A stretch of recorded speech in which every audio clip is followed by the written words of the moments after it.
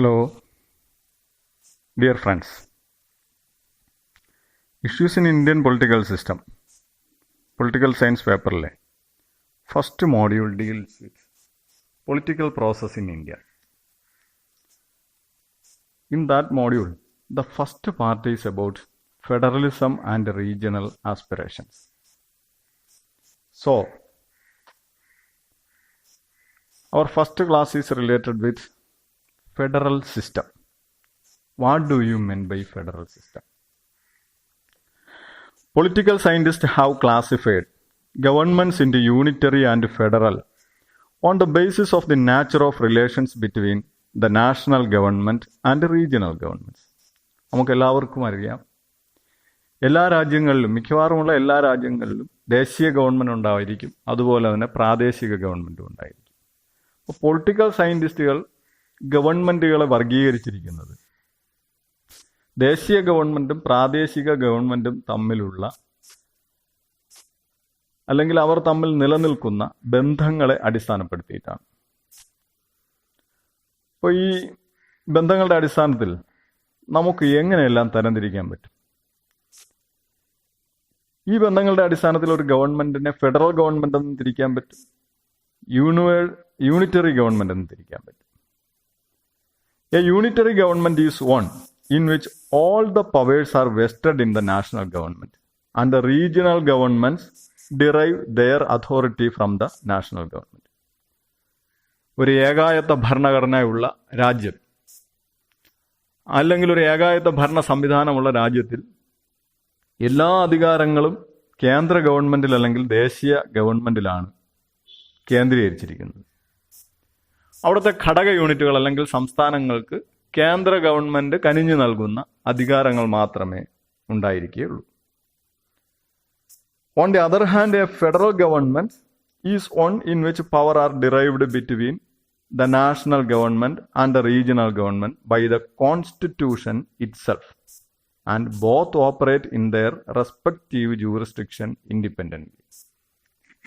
ഒരു ഫെഡറൽ ഗവൺമെന്റിനെ സംബന്ധിച്ച് ഫെഡറൽ ഗവൺമെന്റിൽ ദേശീയ ഗവൺമെന്റിന്റെ അധികാരങ്ങളായാലും സംസ്ഥാന ഗവൺമെന്റിന്റെ അഥവാ റീജിയണൽ ഗവൺമെന്റിന്റെ അല്ലെങ്കിൽ പ്രാദേശിക ഗവൺമെന്റിന്റെ അധികാരങ്ങളും ഉരുത്തിരിഞ്ഞു വരുന്നത് ഭരണഘടനയിൽ നിന്നാണ്.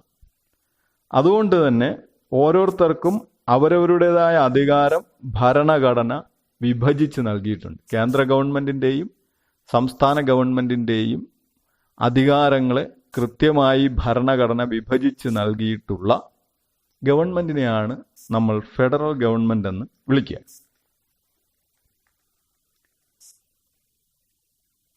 ഇപ്പോൾ Britain, France, Japan, China, Italy, Belgium, Norway, Sweden, Spain ഈ രാജ്യങ്ങളെല്ലാം തന്നെ യൂണിറ്ററി മോഡൽ ഗവൺമെന്റിന് ഉദാഹരണമാണ്. എന്നാൽ അമേരിക്ക, അതായത് USA, Switzerland, Australia, Canada, Russia, Brazil, Argentina ഇവരെല്ലാം ഫെഡറൽ മോഡൽ ഗവൺമെന്റിന് ഉദാഹരണമാണ്. ഇനി ഫെഡറൽ മോഡൽ നമുക്ക് പഠിക്കേണ്ടത് ഫെഡറൽ ഗവൺമെന്റ് എങ്ങനെയാണ് എന്നാണ്.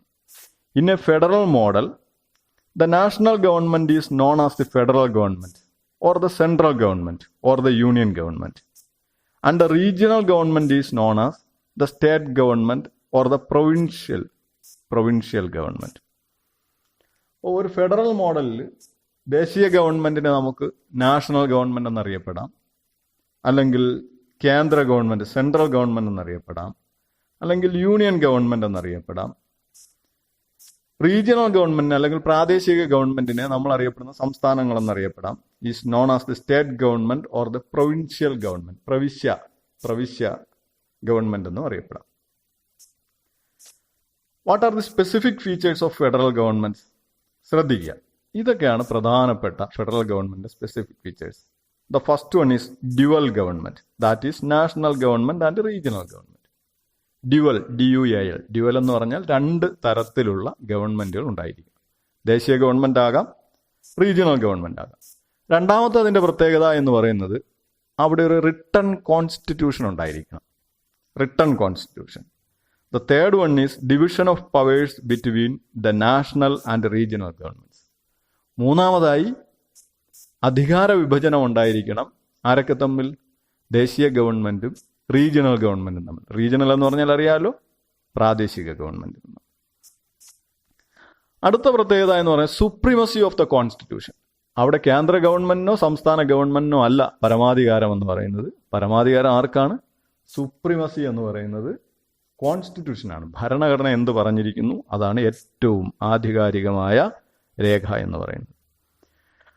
അടുത്ത ഫെഡറൽ ഗവൺമെന്റിന്റെ പ്രത്യേകത റിജിഡ് കോൺസ്റ്റിറ്റ്യൂഷൻ ആയിരിക്കണം എന്നുള്ളതാണ്. ദൃഢതയുള്ള കോൺസ്റ്റിറ്റ്യൂഷനാണ്. ആർക്കെങ്കിലും തോന്നുന്നത് പോലെ എഴുതി തള്ളിക്കളയാൻ പറ്റുന്ന ഒരു കോൺസ്റ്റിറ്റ്യൂഷൻ അല്ല. ഇൻഡിപെൻഡന്റ് ജുഡീഷ്യറി ഭരണഘടനയുടെ അടുത്ത പ്രത്യേകതയാണ്. സ്വതന്ത്രമായ നീതിന്യായ വ്യവസ്ഥ. കേന്ദ്രവും സംസ്ഥാനങ്ങളും തമ്മിൽ ഡിസ്പ്യൂട്ട് എറേസ് ചെയ്താൽ ആ ഡിസ്പ്യൂട്ട് അല്ലെങ്കിൽ തർക്കം സോൾവ് ചെയ്യുന്നതിന് വേണ്ടി ചുമതലപ്പെടുത്തിയിട്ടുള്ള, അധികാരപ്പെടുത്തിയിട്ടുള്ള ഏജൻസിയാണ് ജുഡീഷ്യറി എന്ന് പറയുന്നത്, ഇൻഡിപെൻഡന്റ് ജുഡീഷ്യറി. പിന്നെയുള്ളത് ബൈക്യാമറൽ ലെജിസ്ലേച്ചർ. BICAMERAL. ബൈക്യാമറൽ എന്ന് പറഞ്ഞാൽ 2 സഭകളുള്ള നിയമസഭകൾ ഉണ്ടായിരിക്കും. ഒന്ന് രാജ്യത്തെ മൊത്തം പ്രതിനിധാനം ചെയ്യുന്നതിനും രണ്ടാമത്തെ സഭ എന്ന് പറയുന്നത് രാജ്യത്തിനകത്തെ സംസ്ഥാനങ്ങളെ പ്രതിനിധാനം ചെയ്യുന്നതിനും. അപ്പോൾ ഫെഡറൽ ഗവൺമെൻറ് പ്രത്യേകതകൾ ഒന്നുകൂടി ഓർത്തിരിക്കുക. എക്സാം പോയിന്റ് ഓഫ് വ്യൂവിൽ പറഞ്ഞാൽ dual government, second one written constitution, third one division of powers between the national and regional government, fourth one supremacy of the constitution, fifth one rigid constitution, sixth one independent judiciary, and seventh one bicameral legislature. Unitary government നമുക്ക് പഠിക്കാൻ പ്രധാനപ്പെട്ട സംഗതിയല്ല, എന്നിരുന്നാൽ കൂടിയും what is the specific features of unitary government? Single government, that is A national government which may create regional government. അതാണ് ഒന്നാമത്തെ സംഗതി. ഒറ്റ government ഉണ്ടാവും, ദേശീയ ഗവൺമെന്റ് മാത്രം. അവർക്ക് വേണമെങ്കിൽ പ്രാദേശിക ഗവൺമെന്റുകളെ ക്രിയേറ്റ് ചെയ്യാം. പ്രാദേശിക ഗവൺമെന്റുകൾ ഭരണഘടനാപരമായി ഉണ്ടാവുകയില്ല. രണ്ടാമത്തെ പ്രത്യേകത, constitution may be written or unwritten. ഭരണഘടന എഴുതിയതോ എഴുതാത്തതോ ആകാം. ഇപ്പോൾ ഫ്രാൻസിനെ സംബന്ധിച്ച് എഴുതിയ ഭരണഘടനയാണ്, ഇന്ത്യയെ സംബന്ധിച്ച് എഴുതിയ ഭരണഘടനയാണ്, US സംബന്ധിച്ച് എഴുതിയ ഭരണഘടനയാണ്, ബ്രിട്ടനെ സംബന്ധിച്ച് എഴുതാത്ത ഭരണഘടനയാണ്. അതുകൊണ്ടാണ് അവിടെ എന്തായത്, യൂണിറ്ററി. ഫ്രാൻസിലും ബ്രിട്ടനിലും എഴുതിയതോ എഴുതാത്തതോ ആയ ഭരണഘടന നിലവിലാവാം. ഇനി no division of powers, all powers are concentrated അല്ലെങ്കിൽ vested in the national government. അധികാര വിഭജനം എന്ന് പറയുന്നത് പ്രത്യേകിച്ച് ഉണ്ടാവില്ല. അടുത്തത് constitution may be supreme or may not be supreme. ഭരണഘടന ചിലപ്പോൾ പരമാധികാരിയായിരിക്കാം, ചിലപ്പോൾ പരമാധികാരിയല്ലാതിരിക്കാം. ഇംഗ്ലണ്ടിനെ സംബന്ധിച്ച് പാർലമെന്റാണ് പരമാധികാരി. Judiciary may be independent or may not be independent. അതുപോലെ യൂണിറ്ററി ഗവൺമെന്റിൽ ജുഡീഷ്യറി ഇൻഡിപെൻഡന്റ് ആയിക്കൊള്ളണമെന്നില്ല, സ്വതന്ത്രമായിക്കൊള്ളണമെന്നില്ല. Legislature may be bicameral or unicameral. Legislature 2 സഭകളുള്ളതാകാം, അല്ലെങ്കിൽ ഒരു സഭയോ മാത്രമാകാം. അപ്പം ഇതൊക്കെയാണ് പൊതുവിൽ ഫെഡറൽ സിസ്റ്റത്തിന് ഉണ്ടായിരിക്കേണ്ട പ്രത്യേകതകൾ എന്ന് പറയുന്നത്. യൂണിറ്ററി സിസ്റ്റത്തിൽ കാണുന്ന പ്രത്യേകത. ഫെഡറൽ സിസ്റ്റം എല്ലാവരും ഓർക്കുമല്ലോ അതിൻ്റെ പ്രത്യേകതകൾ. ഓക്കെ, എവിടെ നിന്നാണ് ഫെഡറേഷൻ എന്ന് പറഞ്ഞ പദം ഉരുത്തിരിഞ്ഞത്? The term federation is derived from a Latin word foedus, FOEDUS. Latin പദമായ ഫ്യോഡസ്. അതിൻ്റെ അർത്ഥം എന്ന് പറയുന്നത് which means treaty or agreement എന്നാണ്. ട്രീറ്റി കരാർ, എഗ്രിമെന്റ് കരാർ എന്നാണ്. Treaty or agreement. Thus a federation is a new state, അല്ലെങ്കിൽ federation is a political system which is formed through a treaty or an agreement between the various units. അപ്പോൾ വിവിധ ഘടകങ്ങളിലൂടെ, വിവിധ ഘടക ഗവൺമെന്റുകളിലൂടെ, അല്ലെങ്കിൽ വിവിധ ഘടക ഗവൺമെന്റുകളാൽ ഒപ്പുവയ്ക്കപ്പെട്ട കരാറിലൂടെ രൂപീകൃതമായ ഭരണ സംവിധാനമുള്ള രാജ്യത്തിലാണ് ഫെഡറേഷൻ എന്ന് പറയുക, അല്ലെങ്കിൽ ഫെഡറൽ ഗവൺമെന്റ് എന്ന് പറയുക. The units of a federation are known as. ഫെഡറേഷന്റെ യൂണിറ്റുകൾ നമുക്ക് എങ്ങനെയല്ല അറിയപ്പെടാം? US അതിന് സ്റ്റേറ്റ് എന്നാണ് അറിയപ്പെടുക. സ്വിറ്റ്സർലൻഡിലാണെങ്കിൽ കാൻഡൻസ് എന്നാണ് അറിയപ്പെടുക. കാനഡയിലാണെങ്കിൽ പ്രോവിൻസ് എന്നാണ് അറിയപ്പെടുക.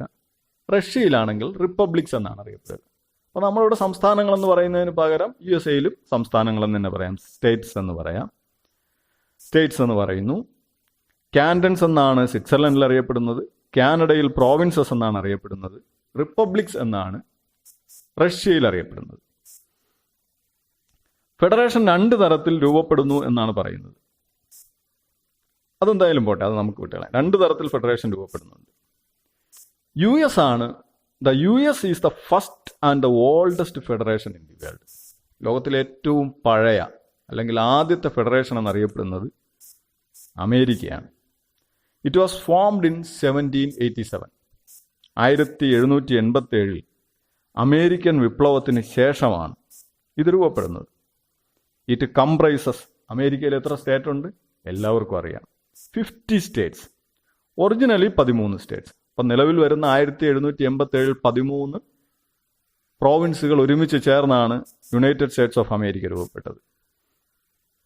And the US constitution is taken as A model of federation.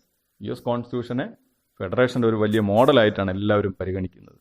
മറ്റു ഫെഡറേഷനുകൾ എന്ന് പറയുന്നത് കനേഡിയൻ ഫെഡറേഷൻ, അവിടെ യഥാർത്ഥത്തിൽ 10 പ്രവിശ്യകൾ മാത്രമേ ഉള്ളൂ.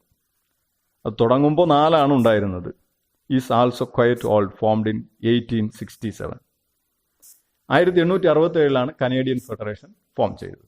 ഓക്കെ, ഇനി അപ്പോൾ ഫെഡറൽ സിസ്റ്റത്തിനെ കുറിച്ച് പഠിക്കലല്ല നമ്മുടെ യഥാർത്ഥ ഉദ്ദേശം. ഇന്ത്യൻ കോൺസ്റ്റിറ്റ്യൂഷനെ സംബന്ധിച്ച് എങ്ങനെയാണെന്നാണ് പറഞ്ഞത്. The constitution of India provides for A federal system of government in the country. ഭരണഘടന നമ്മൾ എടുത്തു നോക്കിക്കഴിഞ്ഞാൽ കോൺസ്റ്റിറ്റ്യൂഷൻ പ്രൊവൈഡ് ചെയ്യുന്നത് ഒരു ഫെഡറൽ സിസ്റ്റമാണ്. ഒരു ഫെഡറൽ സിസ്റ്റമാണ് ഇന്ത്യ വിഭാവനം ചെയ്യുന്നതെന്ന് മനസ്സിലാക്കാം. എന്തുകൊണ്ടാണ് നമ്മൾ ഫെഡറൽ സിസ്റ്റം അഡോപ്റ്റ് ചെയ്യാനുള്ള കാരണം? The first reason is the large size of the country and its socio-cultural diversity. എന്താണ്? രാജ്യത്തിൻ്റെ വലിപ്പവും രാജ്യത്തിൻ്റെ വിവിധ കൾച്ചറൽ സാഹചര്യങ്ങൾ, സാംസ്കാരിക സാഹചര്യങ്ങളുമാണ് ഇന്ത്യ ഒരു ഫെഡറലിസം പോലെ രൂപപ്പെടുന്നതിന് വേണ്ടി കാരണമായി. പക്ഷേ നമ്മുടെ ഭരണഘടനയിൽ നോക്കിക്കഴിഞ്ഞാൽ the term federation has nowhere been used in the constitution. ഭരണഘടനയിൽ എവിടെയും ഫെഡറേഷൻ എന്ന് പറഞ്ഞ പദത്തിനെ കാണാൻ വേണ്ടി കഴിയുകയില്ല. Instead article 1 of the Indian constitution says what? ഭരണഘടനയുടെ 1ാമത്തെ ആർട്ടിക്കിളിൽ പറയുന്നു, India, that is Bharat, shall be a union of states. India അല്ലെങ്കിൽ ഭാരതം എന്ന് പറയുന്നത് ഒരു കൂട്ടം സംസ്ഥാനങ്ങൾ അടങ്ങിയ ഒന്നാണ്. ഫെഡറേഷൻ എന്ന് പറഞ്ഞില്ല, പകരം India, that is Bharat, shall be a union എന്നാണ് പറഞ്ഞത്. യൂണിയൻ എന്ന് പറഞ്ഞ പദത്തിനാണ് പ്രാധാന്യം കൊടുത്തിരിക്കുന്നത്. ഈ ഇന്ത്യ അല്ലെങ്കിൽ ദാറ്റ് ഈസ് ഭാരത്, അതിൽ ഇന്ത്യ എന്ന് പറഞ്ഞ പദം എടുത്ത് മാറ്റണമെന്ന് പറഞ്ഞ് റീസെൻ്റ് ആയിട്ട് ഒരാൾ കോടതിയിൽ കേസിന് പോയിട്ടുണ്ട്. എന്ത് സംഭവിക്കുമെന്ന് കോടതിക്ക് അറിയാവും. അപ്പോൾ ആർട്ടിക്കിൾ 1 പറയുന്നത് എന്താണ്? India, that is Bharat, shall be a union of states എന്നാണ് പറഞ്ഞത്. BR അംബേദ്കർ പറയാണ്, union of states has been preferred to federation of states. ഫെഡറേഷന് പകരം യൂണിയൻ എന്ന് പറഞ്ഞ പദം ഇന്ത്യൻ ഭരണഘടനയിൽ ഉൾപ്പെടുത്താൻ 2 കാര്യങ്ങളാണുള്ളത്. 1ാമത്തെ കാര്യം എന്ന് പറയുന്നത്, the Indian federation is not the result of an agreement among the states like the American federation. Indian federation എന്ന് പറയുന്നത് അമേരിക്കയിലെ സംസ്ഥാനങ്ങൾ തമ്മിൽ ഉണ്ടാക്കിയതുപോലുള്ള ഒരു കരാറിന്റെ ഭാഗമല്ല. അല്ലാതെയാണ് ഇന്ത്യയിലെ ഫെഡറേഷൻ രൂപപ്പെട്ടിരിക്കുന്നത്. 2ാമത്തത്, the states have no right to secede from the federation. Secede എന്ന് പറഞ്ഞാൽ എന്താണ്? സംസ്ഥാനങ്ങൾക്ക് ഇന്ത്യൻ യൂണിയനിൽ നിന്ന് വിട്ടുപോകാനുള്ള അവകാശമില്ല. നമുക്ക് പഠിക്കേണ്ട അങ്ങനെയാണ്. ഓട്ടോണമസ് കോൾസ് എല്ലാം നമ്മൾ പഠിക്കുന്നുണ്ട്. ഓട്ടോണമസ്, സ്വതന്ത്രമാകാനുള്ള അവകാശമില്ല. സംസ്ഥാനങ്ങൾക്ക് ഇന്ത്യൻ ഭരണഘടന വിട്ടുപോകാനുള്ള അവകാശമില്ല എന്നുള്ളതാണ് 2ാമത്തെ സംഗതി. The federation is union because it is indestructible. Federation, നമ്മുടെ ഫെഡറേഷൻ എന്ന് പറയുന്നത് ഒരു യൂണിയനാണ്. ആ യൂണിയൻ ഇൻഡിസ്ട്രക്റ്റബിൾ ആണ്. അതൊരിക്കലും തകർക്കപ്പെടാൻ കഴിയാത്തതാണ്. അതായത് സംസ്ഥാനങ്ങൾക്ക് വിട്ടുപോയി സ്വന്തമായി ഓട്ടോണമസ് ആയി രാജ്യമായി രൂപപ്പെടാനുള്ള അവകാശമില്ലാത്ത ഭരണഘടനയാണ് നമ്മുടെ ഭരണഘടന എന്നത്. Indian federal system is based on the Canadian model. അപ്പോൾ ഇന്ത്യൻ ഫെഡറൽ സിസ്റ്റം യഥാർത്ഥത്തിൽ കനേഡിയൻ മോഡലിനെ ബേസ് ചെയ്തിട്ടാണ് ഉണ്ടാക്കിയിരിക്കുന്നത്. അമേരിക്കൻ മോഡൽ അല്ല ഇവിടെ നിലനിൽക്കുന്നത്. It establishes A very strong centre. വളരെ ശക്തമായ ഒരു കേന്ദ്രം ഉള്ള സെന്ററാണ് ഇന്ത്യയിൽ നിലനിൽക്കുന്നത്. അപ്പോൾ the Indian federation resembles the Canadian federation. ഏതൊക്കെ രീതിയിലാണെന്ന് നമുക്ക് നോക്കാം. എങ്ങനെയാണ് ഇന്ത്യൻ ഫെഡറേഷൻ കാനഡയുമായി സാദൃശ്യപ്പെട്ടിരിക്കുന്നത്? ഒന്ന്, ഇൻ ഇറ്റ്സ് ഫോർമേഷൻ, അതായത് ബൈ വേ ഓഫ് ഡിസിൻറ്റഗ്രേഷൻ. അപ്പോൾ നമുക്ക് ആദ്യം ഞാൻ പറഞ്ഞു 2 തരത്തിൽ ഫെഡറേഷൻ രൂപപ്പെടും എന്ന് പറഞ്ഞു.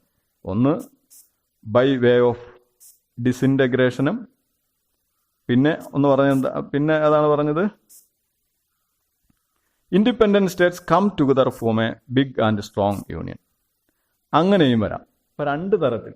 ഒന്ന്, രാജ്യങ്ങൾ ചിതറി മാറിപ്പോയി ഫെഡറേഷൻ രൂപീകരിക്കുന്നു. രണ്ടാമത് എന്ന് പറയുന്നത് കുറെ രാജ്യങ്ങൾ ഒരുമിച്ച് ചേർന്ന് ഫെഡറേഷൻ രൂപീകരണമാകും. ഇന്ത്യയെ സംബന്ധിച്ചും കാനഡയെ സംബന്ധിച്ചും ഈ ആദ്യം പറഞ്ഞ സംഗതിയാണ് ബൈ വേ ഓഫ് ഡിസിൻറ്റഗ്രേഷനിലൂടെയാണ് ഫെഡറേഷൻ രൂപീകരണമായിട്ടുള്ളത്. അതുകൊണ്ട് തന്നെ നമ്മുടെ ഇൻ ഇറ്റ്സ് ഫോർമേഷൻ അതും കാനഡയുമായി നമ്മൾ സാദൃശ്യപ്പെടുത്തുന്നു. രണ്ടാമത് in its preference to the term union. കാനഡയും യൂണിയൻ എന്ന് പറഞ്ഞ പദത്തിനാണ് പ്രാധാന്യം കൊടുത്തിരിക്കുന്നത് ഫെഡറേഷന് പകരമായി. മൂന്നാമതായി in its centralising tendency, vesting more power in the centre than the state. Centralising tendency, കേന്ദ്രത്തിലേക്ക് കൂടുതൽ അധികാരങ്ങൾ കോൺസെൻട്രേറ്റ് ചെയ്തിരിക്കുന്നത് പോലെയാണ് ഇന്ത്യൻ ഫെഡറേഷനും കനേഡിയൻ ഫെഡറേഷനും രൂപപ്പെടുത്തിയിരിക്കുന്നത്. അപ്പോൾ ഇതൊക്കെയാണ് പൊതുവിൽ ഫെഡറൽ സിസ്റ്റത്തിനെ കുറിച്ച് ചോദിച്ചാൽ പെട്ടെന്ന് നമുക്ക് പറയേണ്ട സംഗതികൾ. അപ്പോൾ താങ്ക് യു ഫോർ ഹിയറിംഗ്.